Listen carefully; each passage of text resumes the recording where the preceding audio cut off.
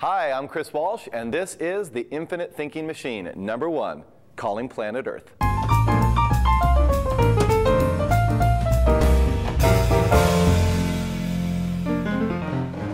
Welcome to the worldwide premiere of the ITM. Our little show designed to help teachers and your students thrive in the 21st century. Each week we'll bring you a bazillion practical ideas for tapping into the infinite universe of information, see real examples of great classroom instruction, and pick the brains of leading gurus. And we'll try to have some fun along the way. And it all starts with this. In a world of infinite information, we need a wide range of tools to help us organize and synthesize information. Enter text mapping, a graphic organizer technique that can be used to teach reading comprehension, writing, study skills, and of course content. Basically, you lay out all the pages in a long line so kids can see the full context of what they're reading and make connections. The text mapping website has a ton of resources to get you started, and it links you up with other teachers interested in the same subject. Teachers, ever feel like you're having a Charlie Brown teaching moment? Or like you're doing battle with the kids? Take a tip from Erica Eng's great video, Inertia, and spice up your class with a little dance-off.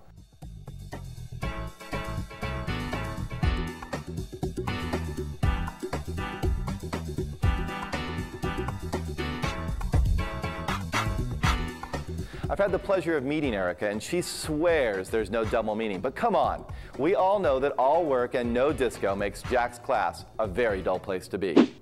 File this under ways to make your kids love social studies.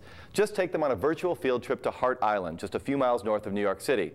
Over the years, the island has been a prison for Confederate soldiers, an insane asylum, a missile base, and oh yeah, home to 750,000 dead bodies. Let's see, prisoners of war, weapons, and cemeteries, all with pictures.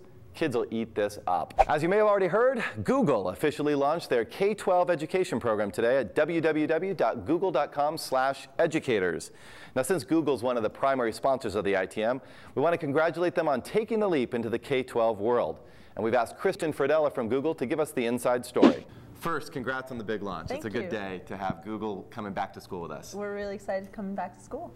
So tell us a little bit about why you decided to get involved with K12 education at this time. What we've heard from teachers is, kids like to use Google to search, but one of the things they've said is that they could probably be a little bit more efficient in their searches, and they've sort of asked for help from us with that. So we've decided to put together a site which talks about how you can improve not just search, but also how you could use some of our other free consumer products in the classroom. Okay.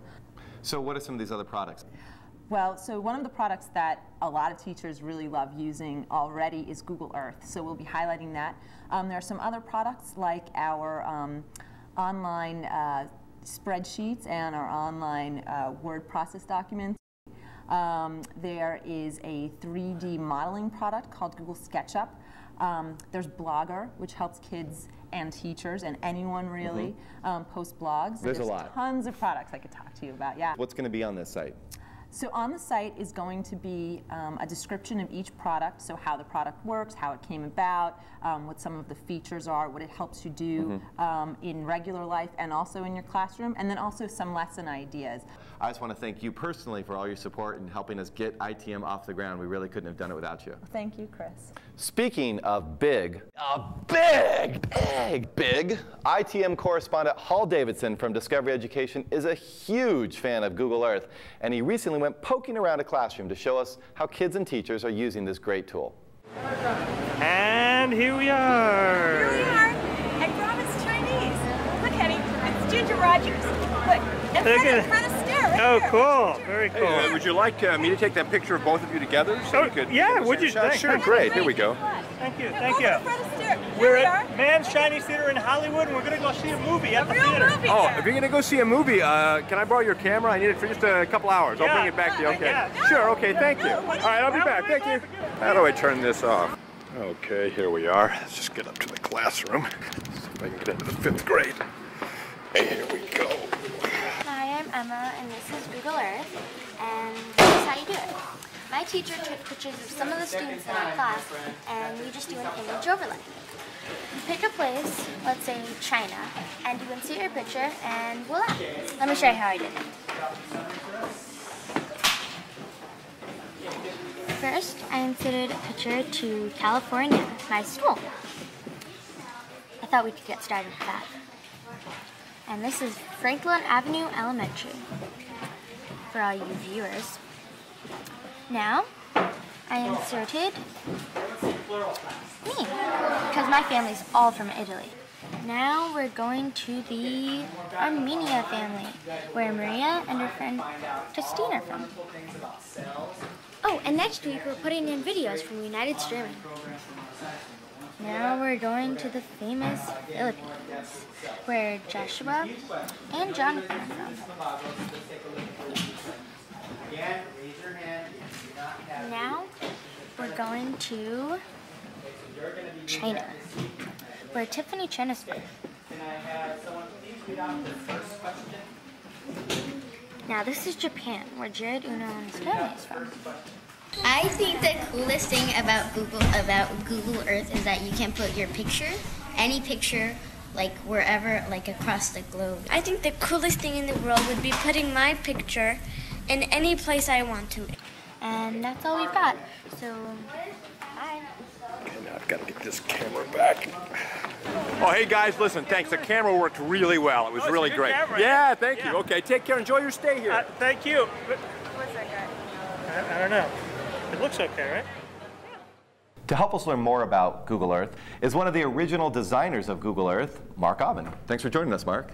Great to be here, Chris. There's only one word that really comes to mind when I think of Google Earth, and that's just awesome. I mean, it's an awesome, awesome product. So thank you so much for conceiving of it. Oh, you bet. So I'm curious, you know, back when you guys first started making this at Keyhole, you were one of the founders of Keyhole. Did you guys have any idea that this would be as big as it is? I mean, I see Google Earth everywhere, in the media, with kids, everywhere. You know, we did have hopes that it would take off and that people around the world would be able to use it, and it's just been exciting to see that come true. So over the years, you've probably seen Google Earth used in a lot of different ways. What are some of your favorite things you've seen? One of my favorites is the work that Jane Goodall Institute has done in showing the Gombe Park, where she's done most of her work with the chimpanzees. And in Tanzania. In Tanzania, and she's been able to draw the outline of the park in Google Earth and then show with icons where different stories have taken place. So you can actually go into Google Earth and you can actually fly through sort of her world that she's worked in over the last 20 or 30 years. That's right, and you can literally see the forests and you can see where the edge of the park is. Even if there wasn't an outline, you'd be able to see where the deforestation is happening right at the edge, and you can see the effects that her work has had on preserving the forest. So it really brings it to life. Exactly. As a social studies teacher, I mean, there's just so much to explore here. At the simplest level, I love how you can instantly make longitude and latitude come alive.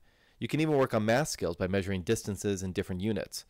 But it's just fantastic that you can add your own visual annotations, build a virtual tour, and share that with other people. Thanks for all your hard work. It's fantastic. Here's one of the best mashups I've seen, combining the forces of Google Earth with Wikipedia to catalog information on World War II. Just grab the placemark from the Google Earth community and explore all sorts of historical landmarks related to the war. Flags show which country won a specific battle, and the markers link off to specific details in Wikipedia. In just minutes, I learned about a British search and rescue operation near a little town in Italy where my wife's family comes from, as well as the accomplishments of the Brazilian forces in the same region. But be careful, you and your kids could get sucked in and never return. We hope you enjoyed the premiere episode of the ITM, and maybe, thank you, and maybe even learned a thing or two along the way. If you liked what you saw, subscribe to our free RSS feed to get each episode delivered directly to your computer, your iPod, or even your Google personal page. If that all sounds like Greek or geek to you, just look for our simple instructions on our blog, www.infiniteThinking.org. For the Infinite Thinking Machine, I'm Chris Walsh. Keep thinking.